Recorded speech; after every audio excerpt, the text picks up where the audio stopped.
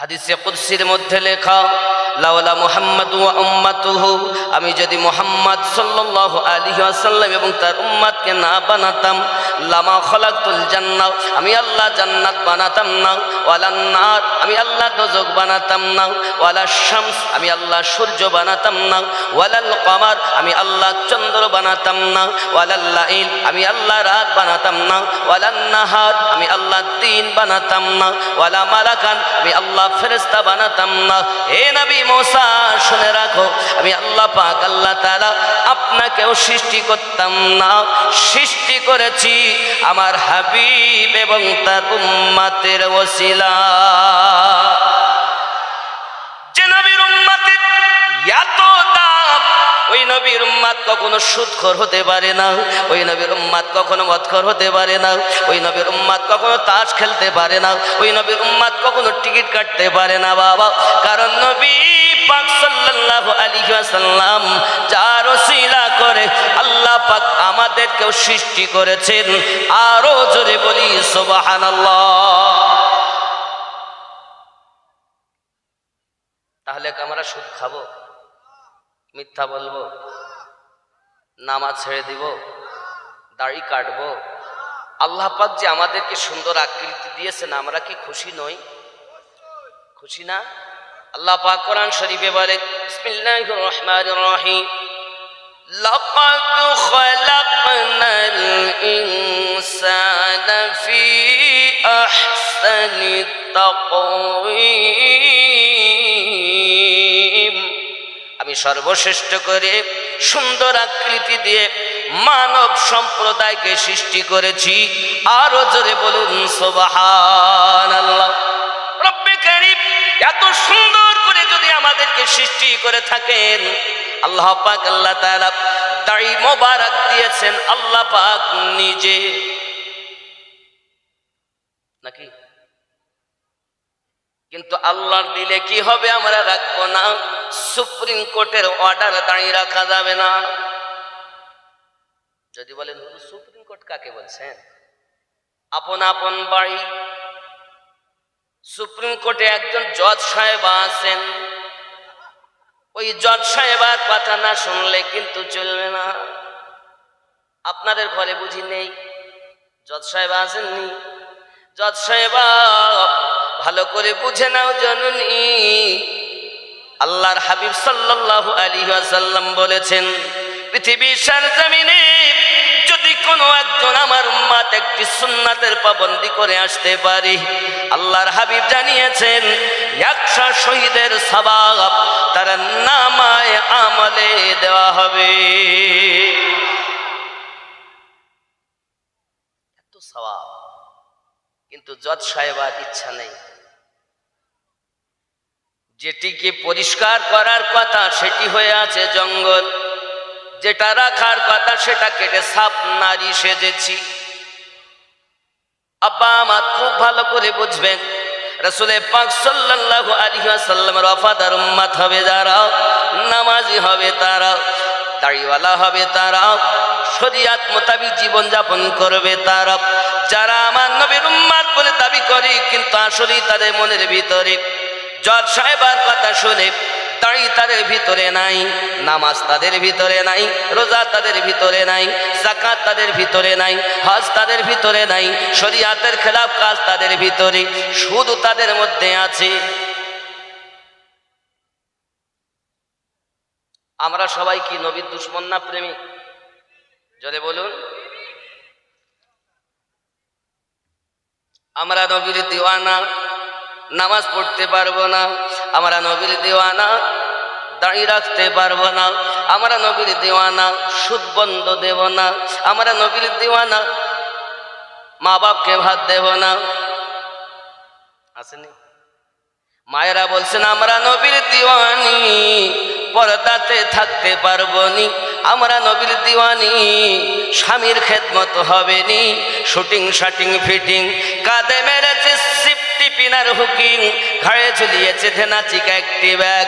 হে যুবক ছেলে শ্রীরামপুরে তোরা ঘুরে ঘুরে আমার দিকে দেখ, লাম খালি মিম খালি নুনের পেটে এক নোক্তা, উরমা ফাঁকা নিমতলা খালি কপালেতে এক নোক্তা। জননী পরিবর্তন না করতে পারেন, আপনার গর্ভের সন্তান কখনো আল্লাহওয়ালা হবে না।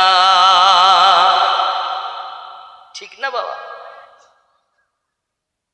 আল্লাহর হাবিব নিজ জবানে ইরশাদ করেন, একটি সন্তানের জীবন সঠিক হতে গেলে 3 ভাগ দায়িত্ব হলো মায়ের, 1 ভাগ দায়িত্ব হলো পিতার। কিন্তু আমাদের ঘরে সন্তানেরা আপনার কিনা আব্বা মায়ের কথা এমন শোনে, যেই না 1-2 বছর 2.5 বছর বয়স হয়েছে, 3 বছর বয়স হয়েছে, খাবার সম্মুখে নিয়ে গেলে খাবে না যত সময় তাকে মোবাইল দেখানো না হবে। ঠিক না?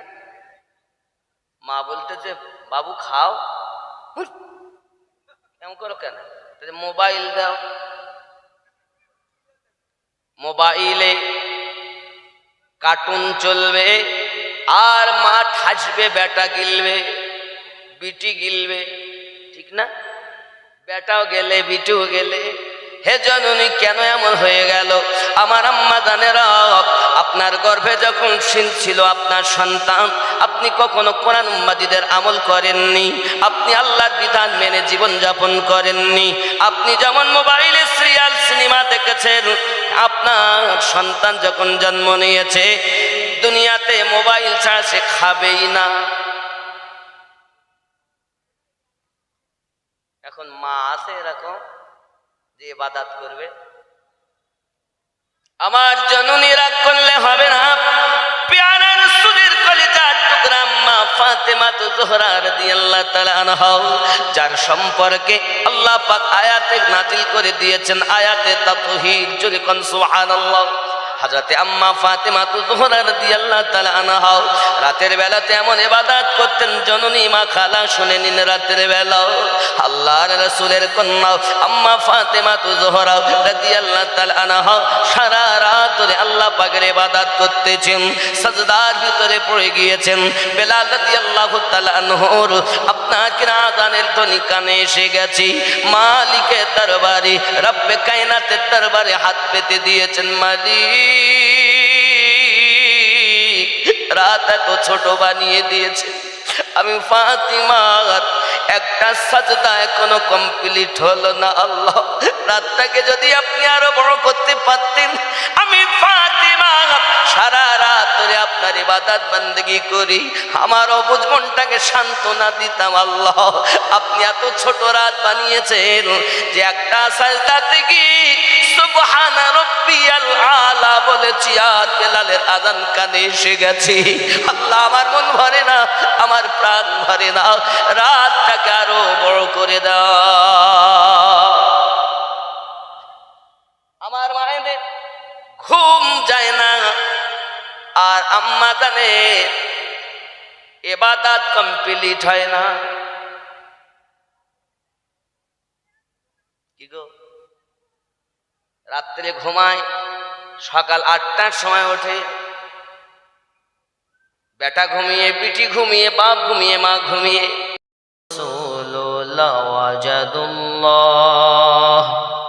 লাওয়াজাদুল্লাহ তাওয়াবার রহিমা।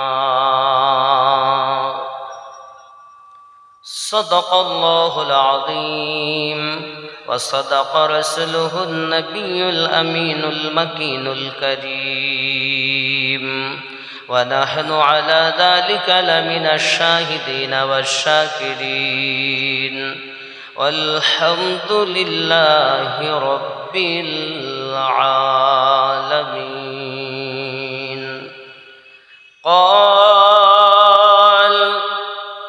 قال النبي صلى الله تعالى عليه وسلم: بني الإسلام على 5: شهادة أن لا إله إلا الله وأن محمدا رسول الله صلى الله عليه وسلم، وإقام الصلاة وإيتاء الزكاة والحج وصوم رمضان.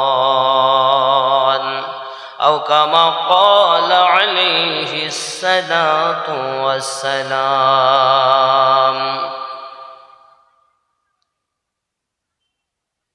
الشعبان شهري ورمضان شهر الله أو كما قال عليه الصلاة والسلام إن الله وملائكته يصلون على النبي يا أيها الذين آمنوا صلوا عليه وسلموا تسليما اللهم صل على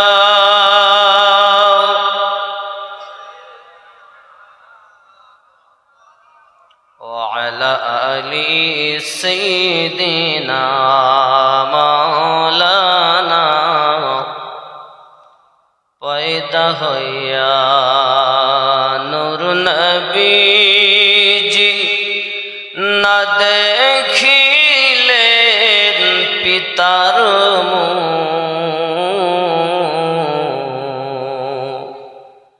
ছয় বৎসরের কালে নবী হারাইলেন যে মাতার বুক আল্লাহুম্মা সাল্লি আলা সাইয়্যিদিনা মাওলানা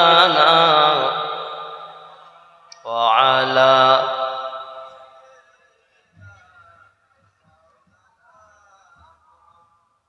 আলহামদুলিল্লাহ।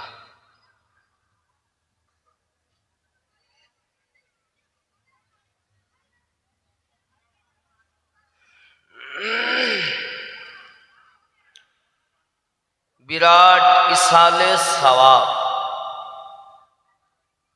পরিচালনায় বাইতুল মামুর জামে মসজিদ, স্থান শ্রীরামপুর বাইতুল মামুর জামে মসজিদের পার্শ্বস্থ ময়দান, তারিখ 18 মাঘ, ইংরেজি 1 ফেব্রুয়ারি, 12 রবিবার, দিবাগত রাত্র। সম্মানিত নির্বাচিত আজকের জলসার স্বনামধন্য সভাপতি সাহেব হাফেজ কারি মাওলানা কাজী জুবায়ের আখতার লস্কর সাহেব,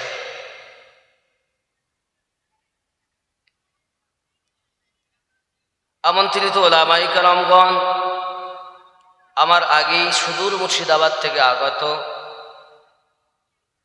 মাওলানা উবাইদুল ইসলাম জামালি ভগবান গোলা, তিনি বক্তব্য রেখেছেন। আমার পরে পরই আলহাজ মাওলানা শাহনুর আলম সাহেব বসিরহাট বিরহামনগর, তিনি বক্তব্য রাখবেন। আল্লাহ পাক আল্লাহ তাআলা আমাদিগকে যেন শোনার থেকে বেশি বেশি আমল করার তৌফিক দান করেন। সবাই বলি আল্লাহুম্মা আমিন। আরো জোরে। যে আল্লাহ মায়া করে দয়া করে ভালোবেসে শ্রীরামপুর ইসালে সওয়াবে বসার তৌফিক দান করেছেন, সে আল্লাহ পাকের দরবারে লাখো কোটি শুকরিয়া জ্ঞাপনার্থে একটিবার বলি আলহামদুলিল্লাহ। আরো জোরে। পরে পরে নবী ও কানম আকা রহমাতাল লিল আলামিন, রাহাতিল আশিকিন, আনিসুল গরিবিন, অদৃশ্যের সংবাদদাতা পয়গম্বর, সমস্ত প্রকারের দুঃখীকে সিনাতে লাগিয়ে হাসানেওয়ালা, পথ ভোলা দিগকে সঠিক পথের দিশা দেনেওয়ালা, জাহান্নামী দিগকে জান্নাতের সুসংবাদ দেনেওয়ালা, নবী কামলিওয়ালা, আহমদে মুজতাবা মুহাম্মাদুর রাসূলুল্লাহ সাল্লাল্লাহু আলাইহি ওয়াসাল্লামের উপরে লাখো কোটি দরুদ বৃষ্টির ন্যায় বর্ষিত হোক। সবাই বলি আল্লাহুম্মা আমিন। আমাদের নবী তিনি এমন তিনি হলেন ইমামুল আম্বিয়া,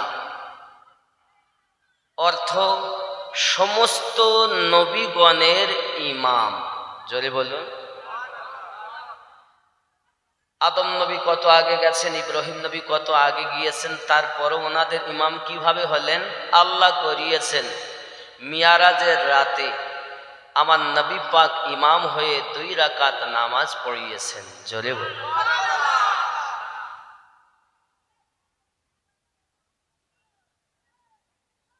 আমাদের নবী তিনি এমন, যার উপরে স্বয়ং আল্লাহ তাআলা দরুদ শরীফ পড়তেছেন, পড়তে আছেন, পড়তে থাকবেন। একদিন আল্লাহ শব্দ উচ্চারণ করার মতো কেহই থাকবে না। প্রাণী থাকলে তো ডাকবে, গাছ থাকলে তো ডাকবে, কিছুই নাই, মানুষ নাই, জীব জানোয়ার নেই, কোনো প্রাণী নেই, আছে শুধু আল্লাহ। ওই দিনটাকে কোন দিন বলে? কিয়ামতের দিন। একটি দিন হবে 50,000 বৎসরের দিন। ওই দিন আল্লাহ বলা শব্দ তো বন্ধ থাকবে, কিন্তু আমার নবী পাকের দরুদ জারি থাকবে। কে করবেন? আল্লাহ পাক আমার নবীকে এত মায়া করেন যে দরুদ পড়তেই আছেন। আর সেই নবীর দরুদ পড়তে গেলে অনীহা কেন? বুঝলাম না। নবী করিম সাল্লাল্লাহু আলাইহি ওয়াসাল্লাম বলেন, কেউ যদি আমার উপরে দরুদ শরীফ পাঠ করেন, আমি নবী পাকের দরবারে ওই দরুদ শরীফকে ফেরেশতারা পৌঁছিয়ে দেন। জোরে বলুন। 2 নাম্বার বক্তব্য, কেউ যদি দরুদ শরীফ পড়ে, আল্লাহর হাবিব নিজ কানে শোনেন এবং তাকে দেখেন। আরো জোরে বলুন। 3 নাম্বার, কেউ যদি দরুদ পড়ে, আল্লাহ পাকের নবী উপস্থিত হয়ে তাকে দেখেন এবং তার দরুদও শোনেন। এটা আল্লাহ পাকের দেওয়া, আমাদের নবীর উপরে আল্লাহর দেওয়া ক্ষমতা। জোরে বলি সুবহানাল্লাহ। মাশাআল্লাহ। কত না, এইরাম চা 4 বার হয়, তাহলে কতটা হবে?